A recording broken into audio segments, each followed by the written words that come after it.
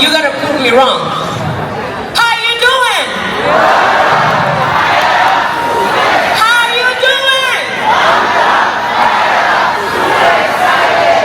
Awesome. My name is Dr. By the way, DJ, you put 5 minutes. I'm just saying. I'm just saying. All right. Hope everybody's doing well this morning. My name is Dr. Veronica, and yes, I am pumped up, fired up, and I stay super excited. I want to thank God for all of us being here today. That's number one. Thank you, Daniel and Linda, for putting all this together. Thank you, WFG, for an amazing, amazing, amazing opportunity, and that's the reason why we're all here.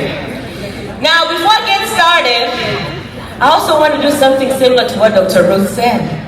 Any East Africans in the house? East Africans in the house? Woo! Let me tell you something, okay? This company has done tremendous things. I was thinking about it this morning. I don't know if my mentors know this. It's been exactly 3 years since I decided to leave my nurse practitioner job where I was making $150,000 a year to making over 7 figures, and WFG have paid me 3 consecutive years, 7 figures, constantly, till today. Do you know how much money that is? That's a lot. So we talked a lot about money, but I want to share a little bit on one particular message that I was told to share today. First of all, this is me. I don't know if you can see. My name is Dr. Veronica. I'm originally from Tanzania. Any Tanzanians in the house today? Yes, absolutely. I take so much pride from being a Tanzanian because that is not just my motherland. I'm born and raised there. It's the land of the Kilimanjaro and the Serengeti, the Great Migration. You name Tanzania, you're talking about the beautiful island of Zanzibar, aka the Maldives, right? Oh, they call it the Maldives of Africa, and I negated that because I went to the Maldives last year. You know what I found out? The Maldives is actually the Zanzibar of Asia. You know what I mean? So it's so beautiful. But also, we know Tanzania from the beautiful gemstone called Tanzanite. Have you guys watched the Met Gala? There's an Indian billionaire who wore a 15 million Tanzanite. I was like, man, I'm broke. 15 million Tanzanite. I was like, wow. Anyway, so I migrated to the United States for one reason. Economic empowerment. So my first degree was in nursing, like I just mentioned. Graduated with honors. That was in 2013. And then I went ahead and completed my doctorate degree in nursing. But I did not waste time. When I finished my doctorate degree, I knew there was an issue already. Yes, they paid me 6-figure, had an advisor, but I had a lot of loans. 140,000 student loans. Oh my gosh, not to count my car notes and everything else. I was always posting on social media that I'm rich auntie. You know what I mean? Like everybody's posting rich auntie on credit. We saw that. Did we see that from a lady? I don't know if you guys watch social media. There's a lady who was posted on a GoFundMe sitting on a Lamborghini. Did you see that? Yeah, she's an influencer, right? She had to do a GoFundMe because she went on a vacation and died on a vacation in Zanzibar and then on a GoFundMe. So I thank WFG because when I got this opportunity, the first thing I understood was that number one, I had no protection. Also, I had no passive income. Not only that, yes, I considered myself financially secured, right? But I was definitely not financially free. So it was a no-brainer. I remember when I met Charity and Demby and I said, what is this thing about? When they explained to me, I wasted no time. Immediately I got protected. And then I told myself, wow, this compound interest is a real thing. So I paid off my debt immediately. And then I told him, I said, all right, how can I get to know more about this information? They said, get licensed. I said, sure, I can get licensed. As I was getting licensed, somebody reached out to me on social media. She said, Veronica, is that the WG thing you're posting? I said, yes. He said, oh my God, what an embarrassment. You have a doctorate degree and you're talking about insurance? I said, yes. I said, oh my God, that thing is a scam. I said, really? He said, yes. I said, what makes you think it's a scam? He said, because my friend told me so. I said, are you licensed? come in nursing. It's a state license. So if this company wants me to get a license, that means it's legit. True or true? By the way, how many of us you have some kind of license? Anybody? Let me see your hands up real quick. All right. So you both have license in different things, but not everybody has license out there to protect people's money, including CPAs and lawyers. So all these people here. Similar story. Have you noticed that? So even I had license to help somebody at the hospital, but I never had a license to even protect my own money. Can you imagine that? How many of you came here yesterday? Let me see your hands real quick. You were here yesterday, right? Somebody told me there's a casino upstairs. Is that true? Did you guys go dump all your retirement money at the casino upstairs? What? God forbid, who said that? You didn't do that? Why? You could be a millionaire. You can gamble your entire savings upstairs. You never know, you can hope. Why didn't you do that? Because you know better, true or true? So it's exactly the same way when it comes to our money and also when it comes to understanding protection. Listen to me real quick. Do you know what this guy told me at that time?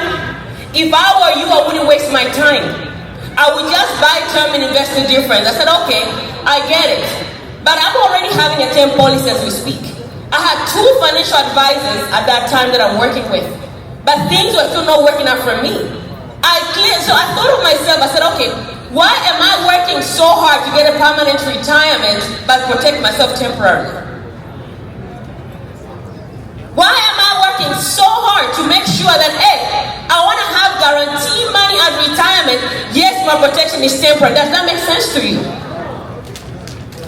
My desire was to build wealth. Do you think I wanted to build wealth temporarily? Oh, is that what you guys plan to do? So there's a reason why there are different parts out there. So I'm going to go real fast here. When it comes to money, there's certain things every one of us needs to understand. It's called phases of money. Phase number 1, we need to know how to make money, how to grow it, how to protect it. That's my topic for today.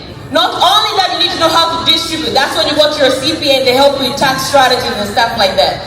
And then you need to know how to transfer. That's legacy. You know, we have lawyers here. Robert talked about avoiding probate and stuff like that.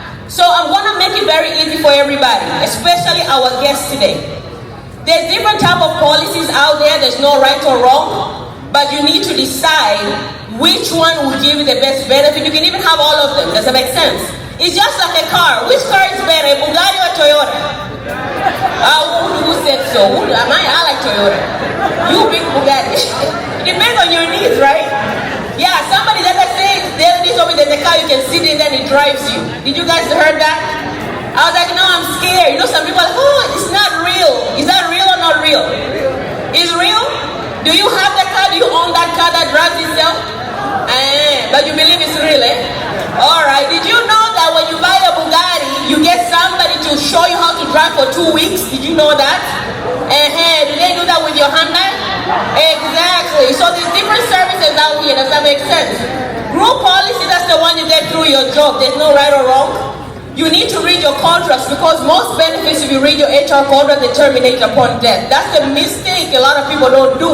You're just so excited. You're signing your contract, don't even know who's the owner of that policy.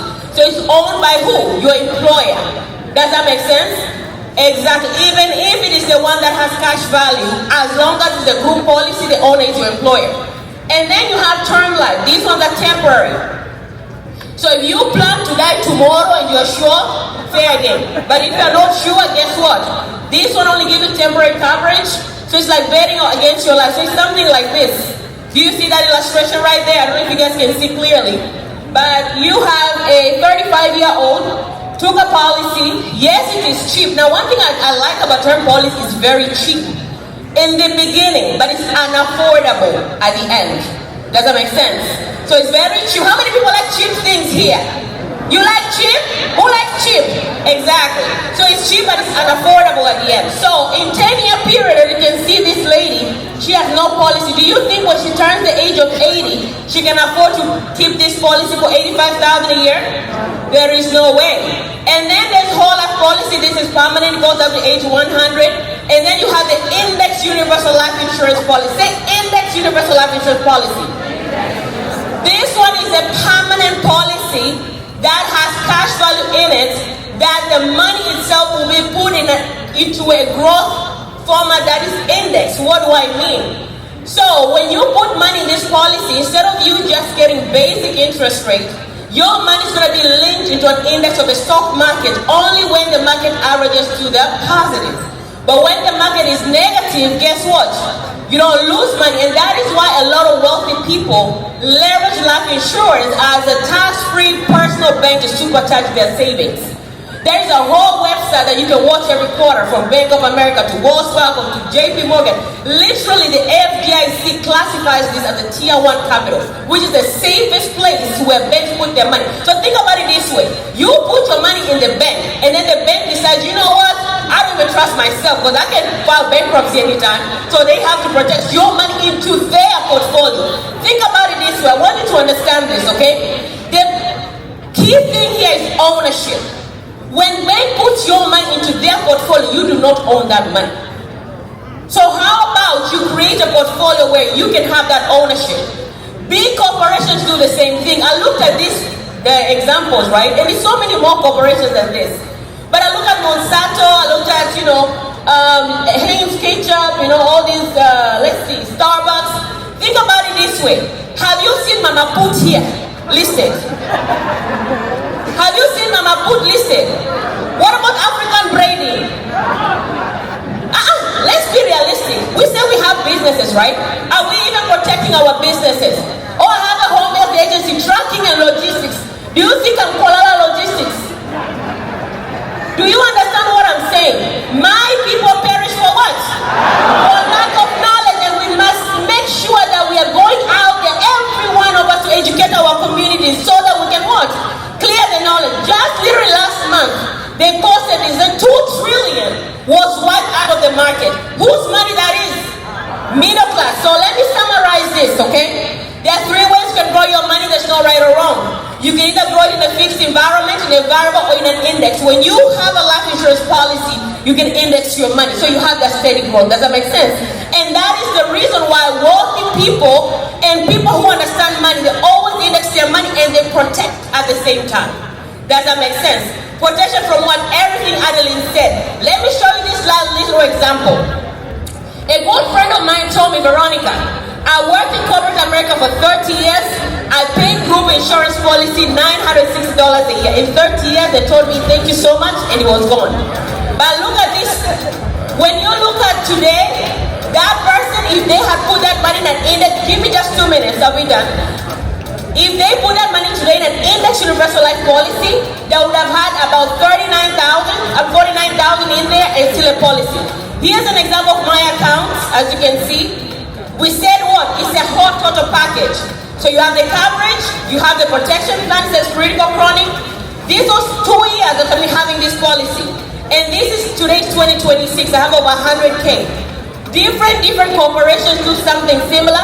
And just like everybody else said, you can go educate yourself. Go on Amazon and type a movie called Power of Zero. If you are a guest, apart from reading the book, go watch on Amazon. So all these books, it will tell you about lawsuits and protection and everything else that everybody else said.